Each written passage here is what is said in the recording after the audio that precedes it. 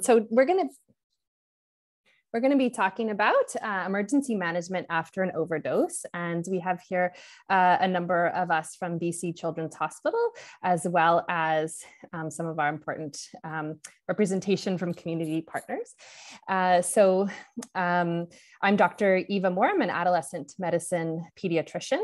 And I have here with me Dr. Camille Fournier, who is an pediatrician and adolescent medicine fellow at UBC and BC Children's, and Dr. Sara Jassemi, who's also an adolescent medicine doctor at BC Children's, Dr. Martha Ignaszewski, who is a child and adolescent psychiatrist and the lead of our new substance use service at BC Children's and Women's, which is the substance use response and facilitation team.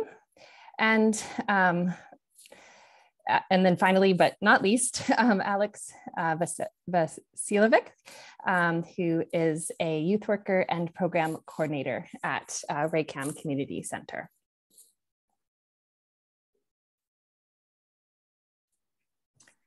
Okay, so we will start by a land acknowledgement. We would like to acknowledge the traditional, ancestral, and ceded territory of the Coast Salish people, the Squamish, Tsleil-Waututh, and Musqueam nations, on which we are privileged to live, work, and learn on.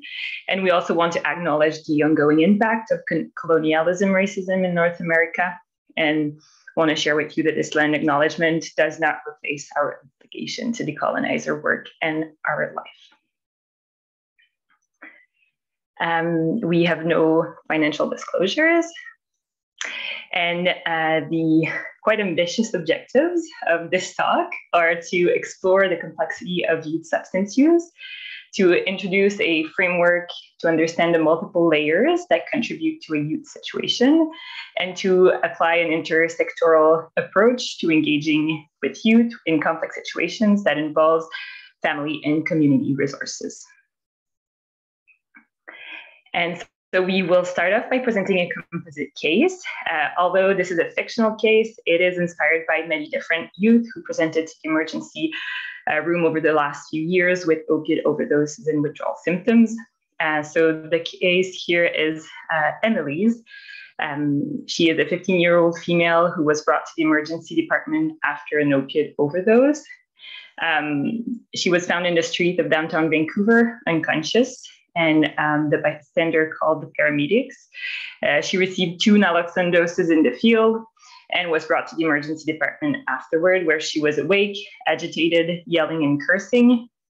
The nurse at bedside was not able to get vitals or assess for opioid withdrawal. She wasn't able to get any blood work or any urine tests as well. And there was no medication that was given at this point in time. And so in this situation, you are a pediatrician working at BC Children, and you are called to come help out with this situation. We can jump to the next slide. So as you make your way through the emergency room, you think about many different things and how to manage this situation so that the patient and the staff in the emergency room will stay safe.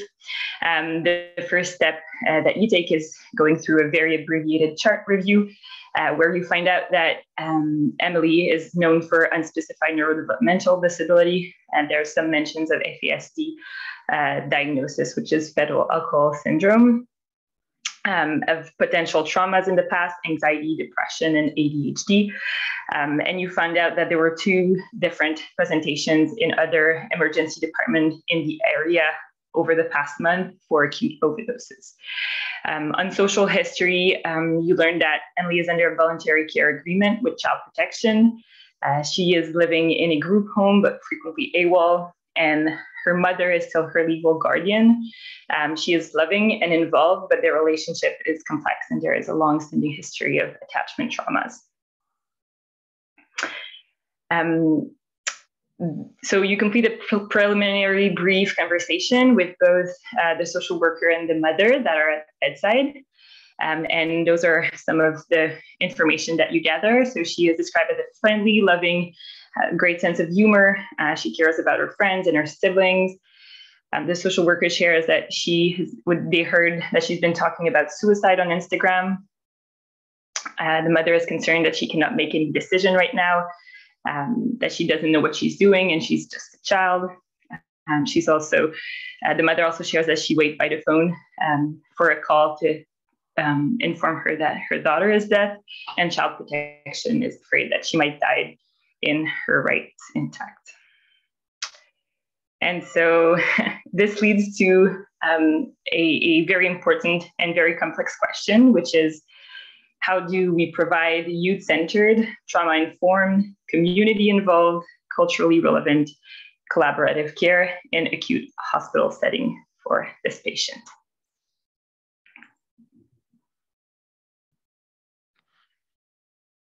So we'll be presenting a few different models today and conceptualizing how do we approach a youth like Emily, and how do we create an environment that's healing for someone like Emily coming into the hospital. So one of the approaches we wanted to do was switch from a more biomedical model, which was presented at the beginning of the workshop, into a more systematic model that looks at different ecological frameworks. Similarly, we could apply a holistic healthcare model or an indigenous model as well. So this is just one of the frameworks that we can use. So beginning with kind of the outermost layer of that Bronfenbrenner ecological models, looking at the whole system, looking at the culture, looking at the society, and what are the impacts of colonialism, racism, sexism, ableism, and how has that influenced the systems of care involved with this youth, including the healthcare system. If we look at the community sphere, looking at levels of and the impact of intergenerational trauma, looking at histories of youth and families being separated from communities, looking at the impact of different social systems like the group home environment, for example. And then if we look at within the family context, what is the influence of that parent-child relationship? What are the strengths and what are the challenges within that relationship? And how does that impact the youth's presentation? And what can we learn from that in terms of how we can approach the youth in this family within our healthcare context? And also being really mindful again of that parental experience of trauma and how do we support a family system in that healing process. And then finally coming to the youth at the center, how do we emphasize those strengths? How do we understand the past history that has led them to this moment? And in thinking about all of these, how do we create a system of care that speaks to each other within each of these frameworks? And how do we work down and also work up and work across all of these levels?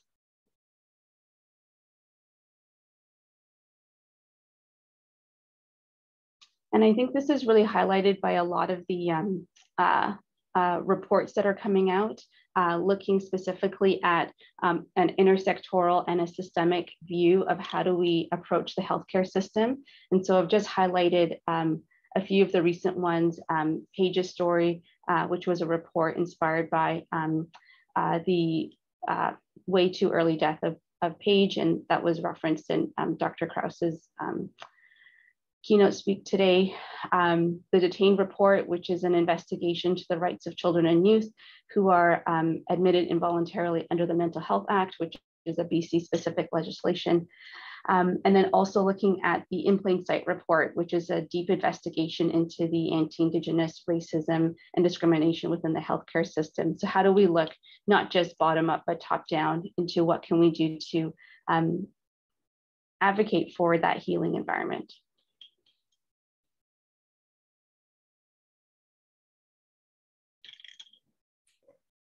And so with all of this in place, like, what does this actually mean when you have that young person in front of you, whether it's in the emergency department or on their way over in crisis and needing acute supports?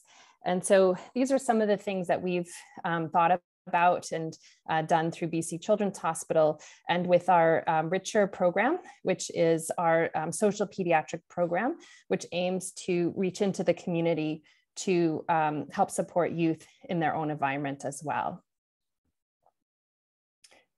And one of the things that we heard from our collaborations with the community is that our community partners were really frustrated with those interactions that happened in the emergency department.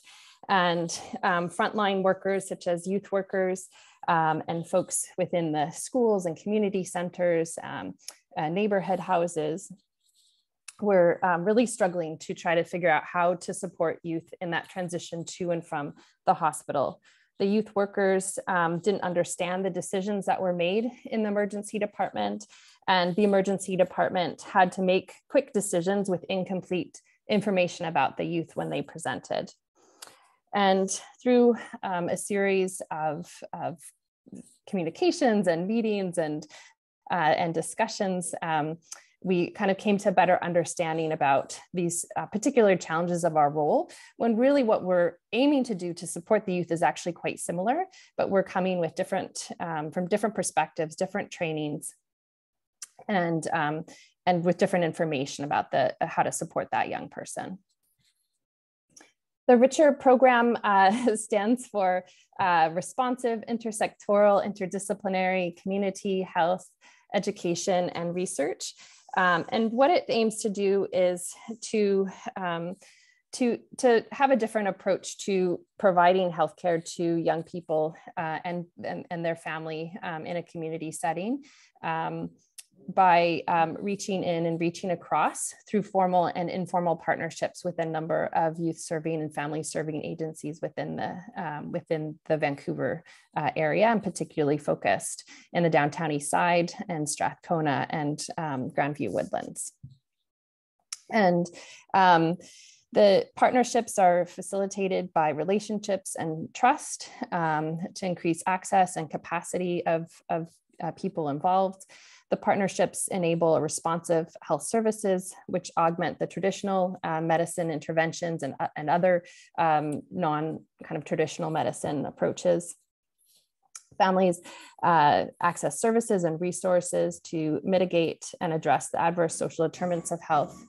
And families link in to traditional services, and clinicians help link across to specialized services. And this is all to try to maximize outcomes for young people and their families.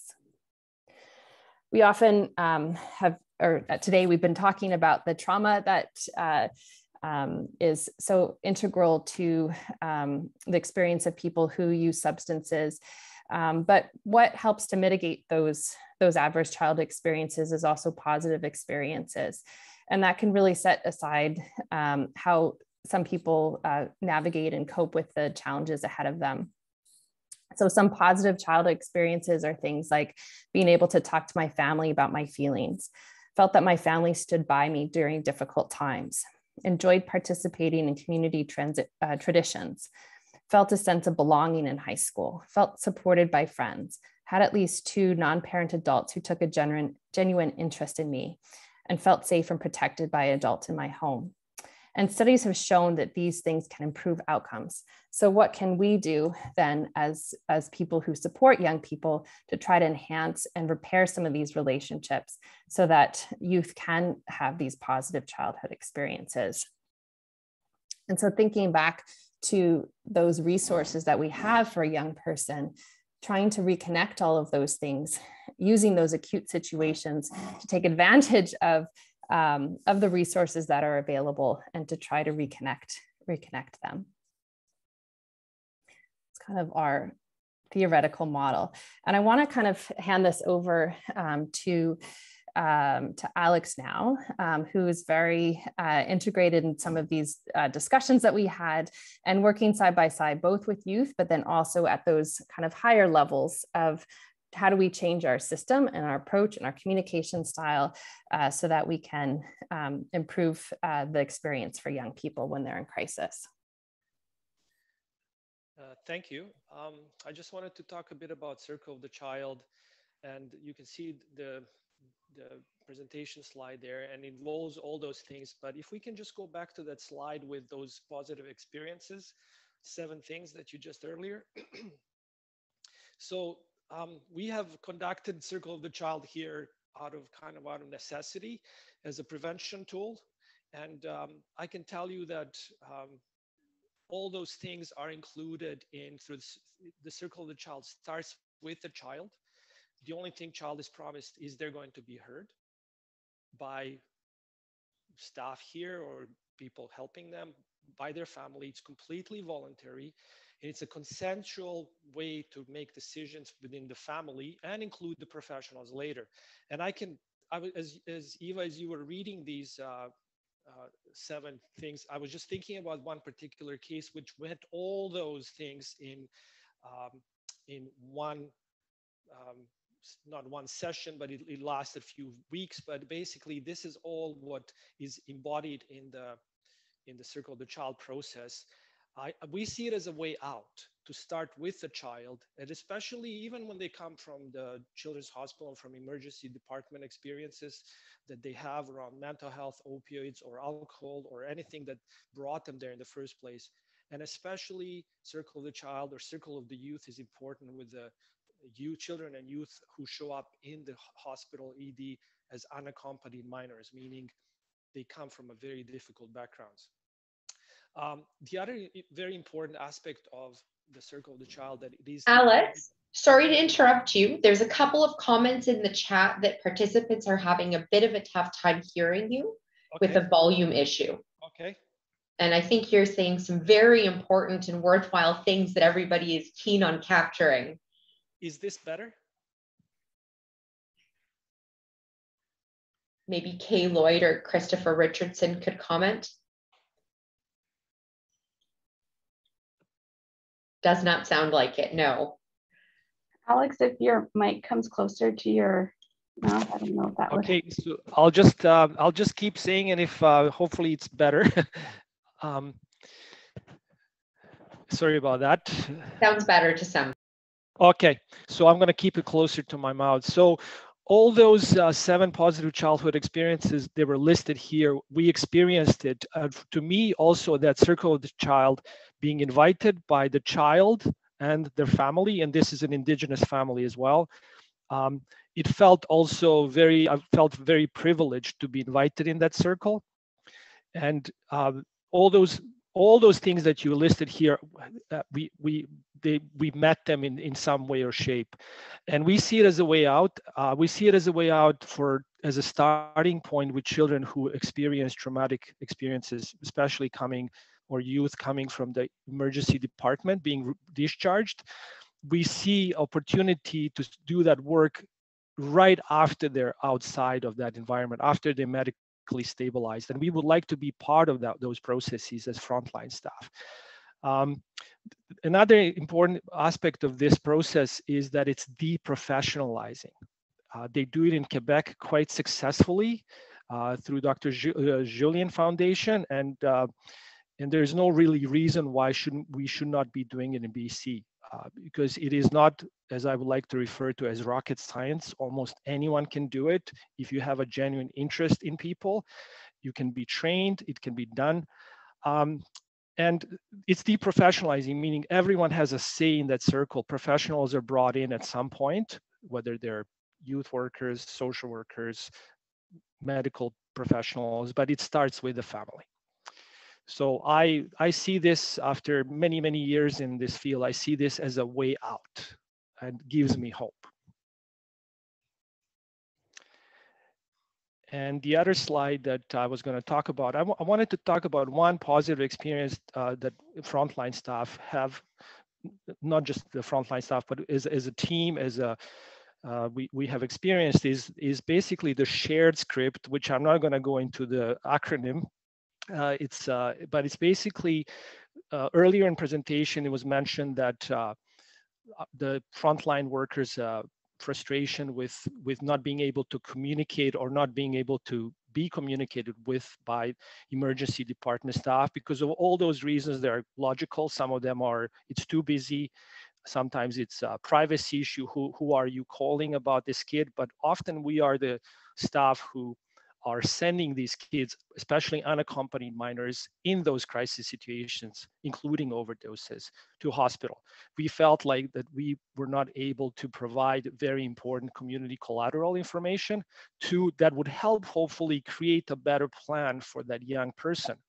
And with help, obviously, from Children's Hospital, Dr. Vo and the team, and I'm not going to mention everyone, but the whole team, Dr. Locke and everyone, people who are here on the call as well, who are part of this presentation, Sara, Dr. Eva, everyone, I wanted to thank them for implementing this. Basically, it's a community collateral.